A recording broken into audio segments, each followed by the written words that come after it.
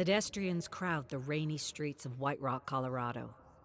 A couple exits a grocery store just as Jonah charges into them, knocking them down, spilling apples and oranges into shimmering puddles. Streetlights illuminate Jonah as he shouts a quick apology and runs into the street. A horn blares, headlights flash. Jonah slides over the hood of a yellow sedan into the path of a cyclist, knocking her down. She clambers to her feet, shouting at him as bullets whip through the air. Glancing over his shoulder, Jonah hard charges through a souvenir shop, breaking mugs and plates, and vaults through the back exit and into an alley, slipping on wet pavement. He springs to his feet and sprints away. Clearing a fence, he leaps, tumbles down a concrete embankment, and quickly scrambles to hide behind a collection of garbage bins. As he catches his breath, two assailants in black trench coats rush by him, holding gleaming pistols with silencers. Jonah squints into the darkness after them. Realizing someone wasn't too happy, he decoded their seemingly random sounds broadcast from unknown locations. Spies, he imagines, sending names and coordinates through encrypted signals and pulses for reasons he still hasn't puzzled out. But his superiors pulled him off fast when he had managed to decrypt names of corporations and prominent billionaires. They pulled him off a bit too fast. And so he thought he'd investigate on his own. Not the best idea he'd ever had, but something in him had to know, had to understand why he was ordered to stay away from these cryptic messages that contain the names of people who would sometimes disappear. To him, this seemed somehow related to human trafficking. But Dean didn't fit the pattern. He wasn't like the others who had disappeared. He was loud and outspoken and blaming the government for everything that had happened to his students. He needed to find the high school teacher before these henchmen did. Screams reverberate from his cell phone as Jonah sits in his small, grimy motel room. He watches the fake footage created by a few teens in the area. The screen fills with teens running from an abandoned station as fog rolls after them with deadly hooks like talons trying to snatch them. He has no idea what he's looking at. Looks like the paintings he had once seen in the Fresno Museum with his mother when he was just a kid. Art would broaden his horizons, she had said. Not this art. This art scared the shit out of him. He never wanted to go to another museum again after that. Dean Barker was their teacher. His name was encrypted in the signals because he knows something. His students definitely told him something. Jonah closes the video and opens Dean's digital profile, hoping for a clue, any clue to find him. Satellite facial recognition pictures in Dean's digital profile shows Jonah that the teacher often visits a community of homeless men and women, carving out a meager existence under a busy overpass. He disembarks his car, walks down, and weaves through the small campfires, searching the cold, solemn faces illuminated by flicking orange light. After some time, he sees a man covered in blankets staring at him intently. As Jonah approaches the man, he jolts to his feet and charges away. Jonah sprints after him to the edge of the highway, where he watches Dean sprint past oncoming cars and disappear into the woods on the other side. With a heavy sigh, he returns to his car, trying to catch his breath, wondering what the hell this high school teacher knows that's got him so spooked. In the early morning, Jonah sits in his car surveying a nursing home, hoping Dean will try to reach out to his father. He unexpectedly sighs with the realization that he hasn't contacted his parents for at least 3 weeks, and they're probably worried sick about him. He's a fool and he knows it. You don't do that to the ones who loved, raised, and protected you for the better part of your life. He feels like a spoiled, ungrateful, entitled brat for letting so much time pass without taking one moment, just one moment in his day, to connect with them. Jonah stares at the entrance of the nursing home, telling himself he'll find some time to call his parents in the evening. Dean's father has Alzheimer's and needs constant support. He doesn't even want to begin to imagine a life where his parents forget him, or don't remember how proud they are that he's using everything they instilled within him to protect and serve their country and the free world. He never admitted to them that he sometimes felt inadequate for spending most of his time behind a desk, despite his superiors telling him he was the right hand of very critical operations. The only problem is he has no idea what the left hand is doing with his work. And often Jonah feels like he's only being presented with a half-truth. It's why he's here. It's why he's running his own investigation with his savings. His perfectly reasonable questions about the corporations he deciphered from the signals touched a nerve. A major nerve. It was a reaction even his chief officer hadn't seen before, and he was officially ordered off the assignment. And so, being a good right hand, he officially moved on to a new assignment. Unofficially, though, he had questions he needed answered. As the sun slips below the horizon, Jonah spots a man leaving the nursing home through the side exit. Jonah disembarks and follows the man to the back of the home, where he loses him. Again. He curses under his breath and feels like he has to brush up on his field work.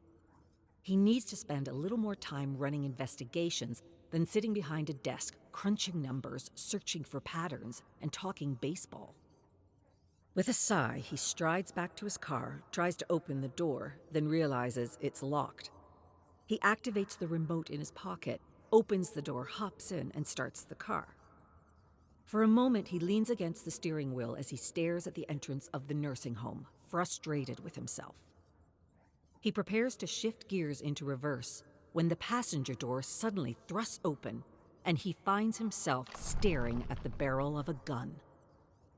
Frustration turns to embarrassment as a hooded man jumps into the passenger seat and closes the door. Jonah raises his hands. Dean stares at him for a long moment, then lowers the gun. "Why are you following me? I said I'd come to you when it was safe." Jonah lowers his hands. He has no idea what Dean's talking about, but he clearly thinks he's someone he's not. He shrugs. "You need to be more careful. If I spotted you this easily, they'll spot you too. These people after me are highly trained, ex-military. They're pros. You don't see them coming before they put a bullet in your head." Jonah saw them coming when he was searching Dean's apartment. "How do you know I'm not one of them?" Dean swallows hard. "I'd be dead by now. You still want to talk to me? It's not too late to back away from the rabbit hole." "I do. Drive. I'll tell you where to go." Dean refers to Jonah as Max, thinking he works with an independent organization investigating a series of missing persons. He directs him to a dirt road, which he follows to an old, decrepit wooden bridge. Jonah brakes to a stop by the woods and turns to Dean, who stares blankly at the bridge in the moonlight. Dean sighs.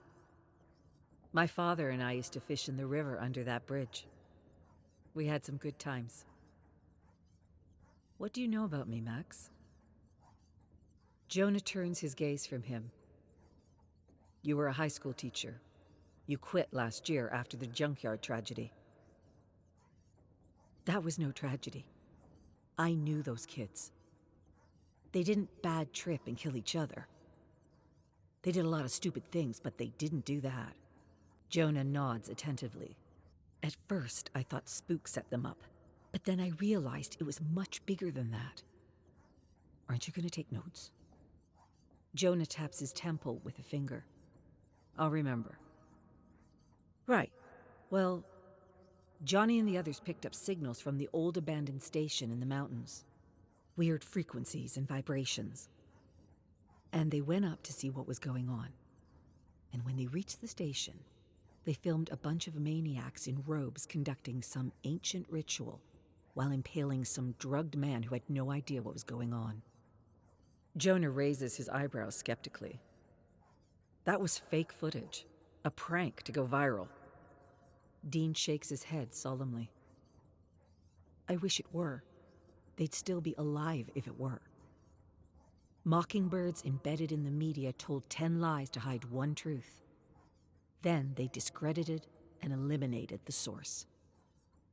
Dean was referring to an old initiative which had been shut down years before Jonah was born.